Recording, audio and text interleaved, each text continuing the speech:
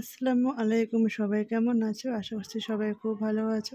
আল্লাহর রহমতে আমিও ভালো আছি। তো কাছে এবং দূরে যেখান থেকে আমার এই ভিডিওটা দেখতেছো, সবাইকে আমার তরফ থেকে অনেক অনেক ভালোবাসা। তো বন্ধুরা, আজকে আরেকটা নতুন ভিডিও নিয়ে এসে গেছি তোমাদের কাছে। তো আজকে চিলড্রেন্স ডের ভিডিও, মানে আজকে শুধু চিলড্রেন্স ডে, সেই উপলক্ষে একটা ভিডিও দিচ্ছি। আমি একটা কেক বানাবো, সেই কেকটা কিভাবে বানাচ্ছি সেটাই তোমাদের সঙ্গে শেয়ার করব। তো আমার আর কি দুই ছেলে চকলেট কেক খুব পছন্দ করে, তো সেই অনুযায়ী আমি চকলেট কেকই বানাবো। তার জন্য এখানে আমি অনেক কিছু উপকরণ নিয়েছি। উপকরণগুলো যখন আমি ভিডিও করেছিলাম তখন বলেছিলাম, বাট এখন একটু আওয়াজের সমস্যা হয়েছিল, ওই জন্য সেই জন্য ভিডিও ভয়েসটা দিতে পারিনি।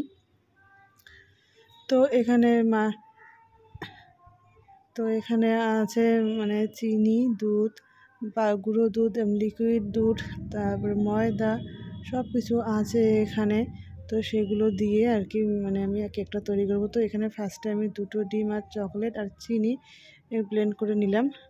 তো তারপরে এখানে আমি ময়দা, তারপরে গুঁড়ো দুধ, তারপর আর এখানে আমি বেকিং পাউডার আছে সেটা আর কি একসঙ্গে জেলে নেব। যদিও এগুলোর মধ্যে কিছু নেই, তবুও কেক তৈরি করার সময় এভাবে চেলে নিতে হয় সব কিছু একসঙ্গে করে। তাহলে কি সব কিছু পাউডারগুলো সব কিছু একসঙ্গে ভালো করে মিশে যায় আর সুন্দর মেশানো এখানে সুন্দর হয়ে যায়। তো এই যে ব্লেন্ডারে লিকুইডটা বানিয়ে নিলাম ডিম দিয়ে, সেটার মধ্যে এখানে আস্তে আস্তে করে দিয়ে আমি ব্লেন্ড করে নেব। বেট করে নেব। তো ব্লেন্ড তো মিক্সার মেশিনে করে নিয়ে আসছি ডিমগুলোকে। তো এখানে ব্লেন্ডটা করবো না, এখানে শুধু আস্তে আস্তে করে মিশিয়ে নিয়েছি সবগুলো হ্যান্ড ব্লেন্ডার দিয়ে। তো দেখতেই পাচ্ছ বন্ধুরা, তো এখনও কিন্তু এখানে আমি তেল দিইনি। এরপর একটু মেখে নিয়ে এখানে তেল দেবো। তো এখানে আমি যে তেল দিয়ে দিলাম। তো তেল দিয়ে আস্তে আস্তে ব্লেন্ড করে নিব।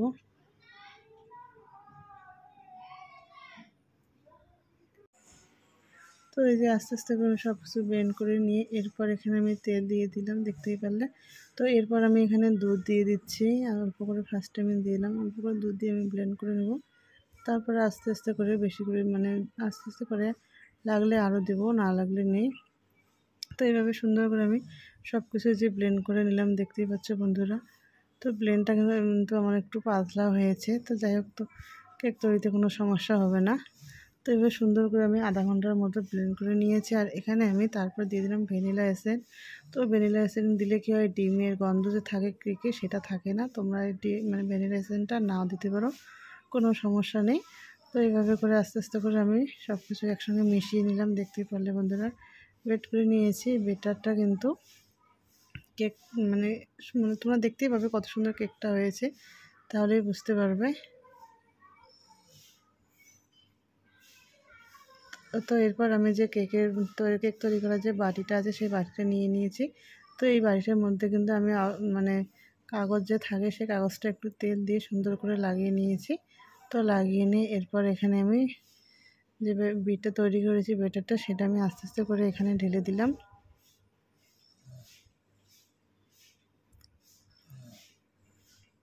তো ঢেলে দিয়ে এভাবে করে আস্তে আস্তে করে আমি সুন্দর করে সবগুলো সেট করে নিয়েছি, যাতে ভিতরে কোনো ফাঁকা অংশ থাকে না, সব কিছু সুন্দর মতো হয়ে যায়। তো দেখতেই পাচ্ছ বন্ধুরা। তো এখানে সব কিছু আর কি আগে আমি এর আগে দুবার কেক তৈরি করেছিলাম। তো সেই কেকগুলো আমি গ্যাস ওভেনে করেছি। তো আর এই প্রথম আর কি মাইক্রো ওভেনে কেক আর কি বানাতে দিলাম।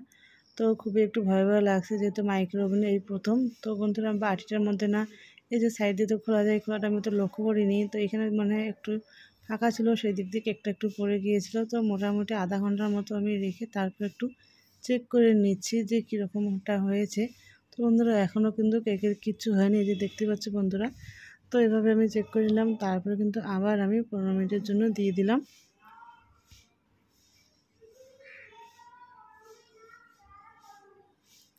তো তারপর এই যে 15 মিনিট পরে এই যে বার করে নিচ্ছি, এই যে দেখতে পাচ্ছ বন্ধুরা, একদম পুরোপুরি কেক আমার তৈরি। কত সুন্দর হয়েছে কেকটা, দেখতেই পাচ্ছ।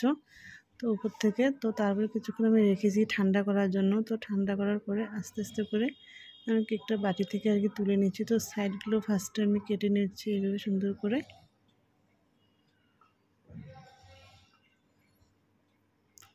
তো সাইডগুলো সুন্দর করে কেটে নিয়ে এরপর আমি কেকটা এখানে ঢেলে খুলে নেব। তো ফার্স্ট টাইম এভাবে করে খোলার চেষ্টা করছি, কিন্তু বাট খুলিনি, কারণ কি ওই যে কেকটা একটু নিচ দিয়ে পড়েছিল, তো সেই জন্য আর কি পিছনের দিক থেকে একটু এঁটে গেছে, তো সেই জন্য একটু উল্টাপাশ করে আমি কেকটা ঢাললাম। তো এই যে পেপারগুলো কিন্তু যে কাগজটা যে দিয়েছি সেই কাগজটা যে আস্তে আস্তে করে তুলে নিচ্ছি। পুরো কেকটা কিন্তু ফুলে একদম অনেক বড় হয়েছে, দেখতে পাচ্ছ বন্ধুরা। আর খেতেও কিন্তু দারুণ হয়েছে, তোমরা এভাবে ট্রাই করতে পারো বাড়িতে। খুব সুন্দর একটা কেক, বাচ্চাদের তো অনেক ভালো লাগে। তো মাইক্রোওভেন আমি এখনও কোনো দিন বাড়িতে, দেখতে পাচ্ছি বন্ধুরা কেকটা কত সুন্দর স্পঞ্জি হয়েছে, একদম সুন্দর হয়েছে, দেখতেও কিন্তু সুন্দর হয়েছে, একদম চকলেট ফ্লেভারের কেক। তো এরপর আমি তারপর কেকটা কাটতে পারি অনেক রাত্রিবেলা, এক জায়গায় আমাদের খাওয়া দাওয়া ছিল, সেখানে খাওয়া দাওয়া করে আমাদের বাড়ির বাইরে আর কি দোকানের ছাদের উপর, সেখানে খাওয়া দাওয়া করে তারপরে চিলড্রেন্স ডে হয়েছিল রাত 12টার পরে। সেই উপলক্ষে সবাই মিলে কেকটা কেটে সবাইকে আমি দিলাম একটু একটু করে খাওয়ার জন্য।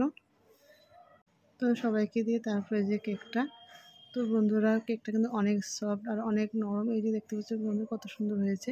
তো আজকের জন্য আমার ভিডিওটা এই পর্যন্তই। সবাই ভালো থেকো, সুস্থ থেকো, আজকের জন্য বিদায় নিচ্ছি। আল্লাহ হাফেজ।